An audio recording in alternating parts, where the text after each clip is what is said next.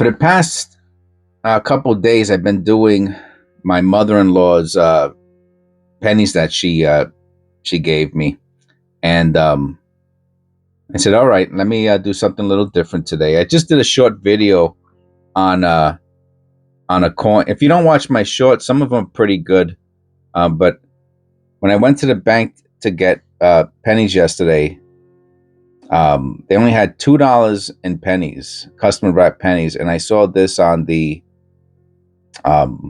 on the table. And I said, "Oh, can I get the $half too?" Like I didn't want to say, "Give me that one," you know what I mean? But I saw one was dark. I said, "I bet you that's silver," and sure enough, 40% silver for 50 cents. I got it at the bank. Can't believe it. All right, anyway, this is what we're doing. So, you know, my bank runs. Today's episode 442. Bank runs are an important part of the channel. It's gets me out of the house. Oh, I don't think this is going to come out. I can't. Can I grab it? I should have did this. Oh, look at all that copper. Look at all that copper. Oh, look at all that beautiful unsearched copper. It gets me out of the house. And look at this. Look at this. And I'm relatively certain within the next few years, it wouldn't surprise if at any time when they say that they're not going to do penny rolls anymore. It will not surprise me. And then that'll be it. There'll be no more. There'll be no more pennies. And so my wife asked me something very interesting yesterday, right? So my understanding is no floating roof, no weak FG. My understanding is when they stop making pennies, right? And you can correct me in the comments below. Another 69. No, yeah, it has the floating roof. All right. Weak FG. When they stop making pennies, that they're going to destroy all the pennies. They're going to melt them down and the copper, and they're going to make a lot of money, right? Because they're going to get...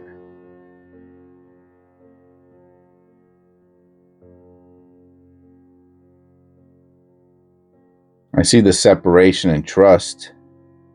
Let me see if it's all the letters real quick.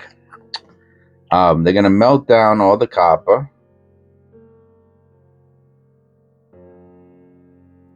And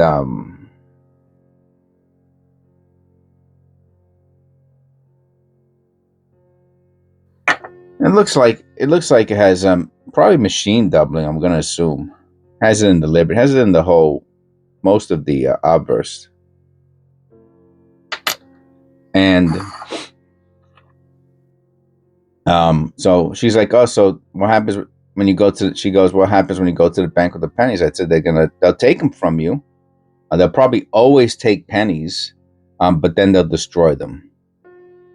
This one has a nice wire rim.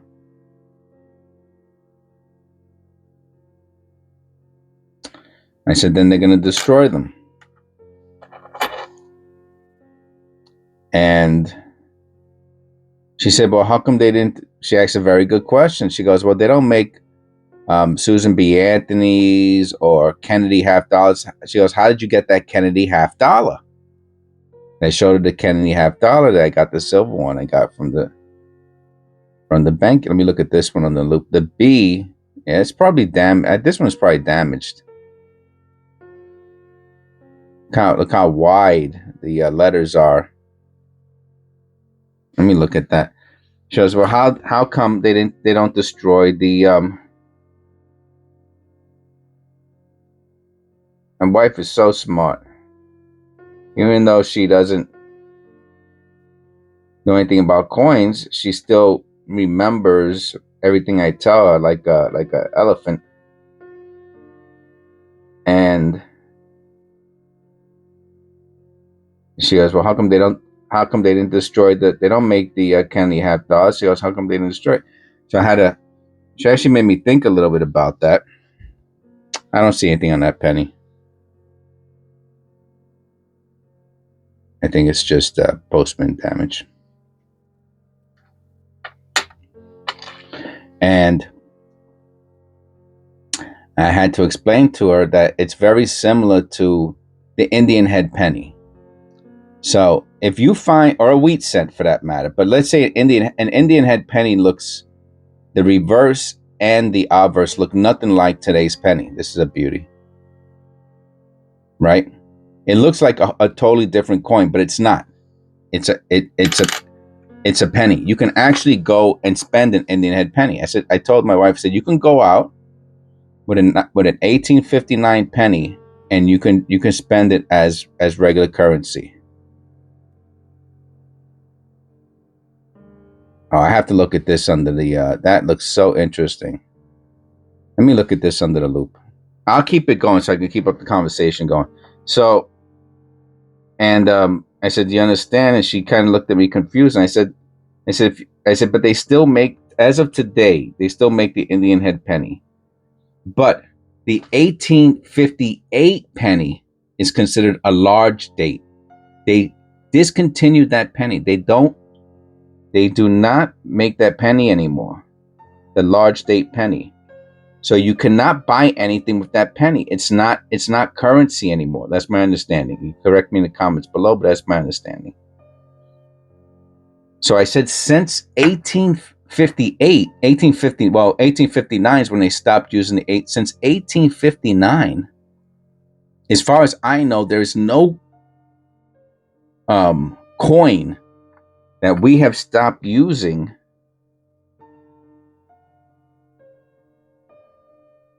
Look at those lines going through the rim. That's what's so cool about this. There's these lines in very even patterns going around the edge. And I said, so the Susan B. Anthony, they didn't discontinue it. They just stopped making it, and there's a difference, right? I mean, all the currency, all the denomination of coins are still in effect. 1 penny, 5 cents, 10 cents, whatever. It's cool looking. I'll put it down there. I said, oh, wow. Wow, wow, wow, wow, man. Bam, bam, bam, bam, bam, bam, bam, bam, bam. Wow, man. What a stunner, man. Holy moly. Okay. So I said, but they have, oh, look, man, what a jam-packed, a 68. What a jam-packed penny. Look at this. What's that? I've never found an error, by the way, on a Canadian penny. And you know what this looks like to me? I'm probably wrong. I'll go a little closer. Tell me this does not look like a 1, like that 1.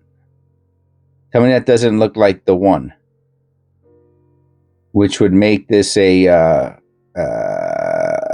second strike. It also has, which is funny because second strikes usually come on misaligned dies, and I've never seen a misaligned. They must have the most perfect minting up in Canada. I've never seen a misaligned die Canadian. It's misaligned a little bit on the front, so it's off-centered. It's an off-centered coin. Let me look at this. I have to look at that on the loop. And it looks like it even has, look at this, has this weird thing going on in the 1. But that is what I'm really interested in.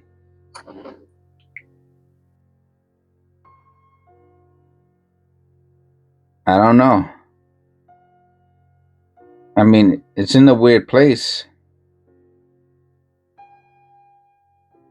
That would be a wild, wild, wild second strike, let me tell you. And there's this little thing on the bottom of the 1, which is also pretty cool.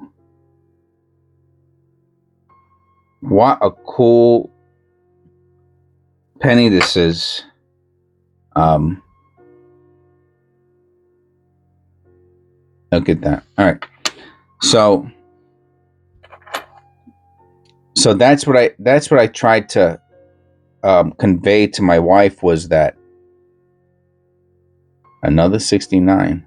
We got a few 69s in here. No floating roof. It does have a weak FG, but okay. So is that we have never stopped using a denomination, right? And that is the big difference between the Susan B. Anthony, the Kennedy $50, or anything else, any other denomination. We never stopped using them. We just temporarily paused making them, right? Because they made the Kennedys, then they made them again. They made this $1, then they made that $1. So you know what I'm saying? So I hope. Look, what a weak strike on this motto. Look how weak the letters are in the motto, but nowhere else. What a weak strike that has. So believe it or not, she still didn't understand even at the end. She didn't catch the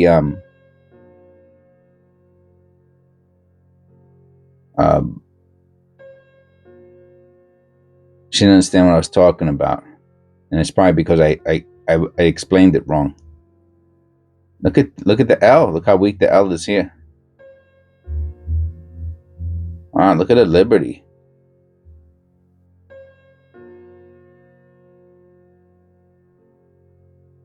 Let me check out the Liberty under the loop.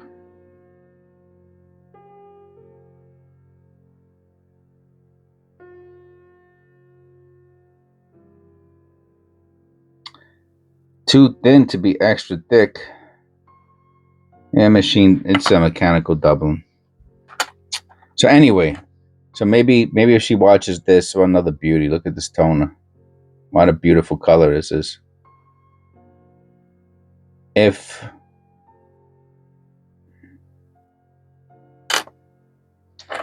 So that's basically why I still want to do as many penny runs as I can. Nice misaligned die.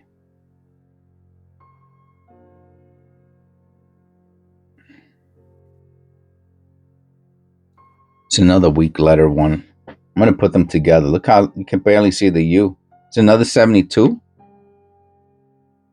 Another 72D. Look at that. Look at that. Okay. So we got another weak letter one there. Weak strike, excuse me. So maybe if she watches this again, if she watches this video, she'll understand a little bit better. So I love doing the penny runs because one day they're going to stop making pennies. Oh, look at this. Look at this. A Wheatie. A 52D. Let's look at the mintage on that sucker.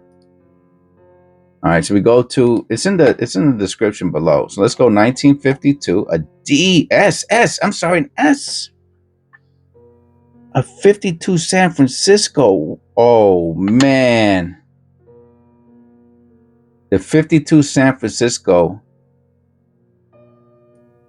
is 137 million. It's super low, man. It's not the 54. There's only 96 million. Wow. 52, 137 million. But look compared to the other ones, it's even less than the Philadelphia at 180. It's the lowest except for the proof. Wow. All right, let's see what it sells for. It's in great condition. So what do we got? We got 1952 San Francisco. 1952 S penny. See what they go for. Yeah, right. All right. And MS67, they go for 200 and something bucks. Here goes a nice one. They're $2. That one looks clean, I have to say. Okay, they're $2. They're $2. All right. Yeah, you want to see. $1.50. All right. Well, we found a $1.50 penny, man. I'll take that. I will take that all day long. Now, I did notice that there's something going on with some of these letters. Let me look at that under the loop.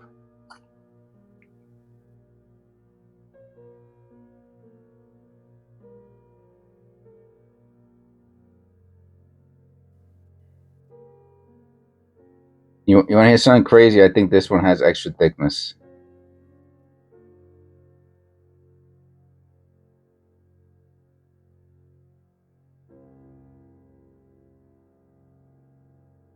That date looks split, and then in some of the model also looks split, and the Liberty. Let me look at the reverse real quick.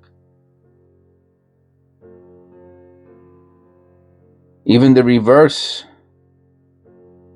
Oh man, I think this is a double die. I think we got a double die. So let me show you. I think we have a double die. I don't know if the light's gonna help or hurt. All right, it's hurting. Yeah, you can see that. You can see the contrast better. I think we have a double die.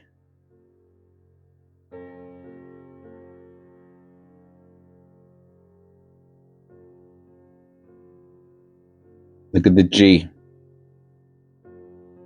Now look at the reverse. Oh man, am I too close? Okay, that's better. All right, so obviously you got obvious ones like this here. You can see it. But all of these, all the letters here, let me see, the lights come from the top, have slight separation on the bottom.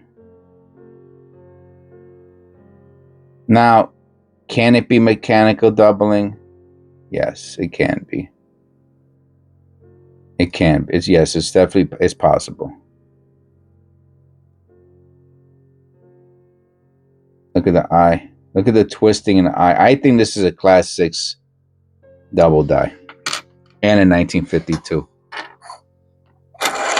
All right. I think I'm going to have to make this into 2 videos. We got a ton more of, I really don't want to go through, look at all that copper. So far, the whole video is copper. All right, I'll be back. Part 2, episode 442. Let me double check that. Yeah, this is 442. All right, be right back.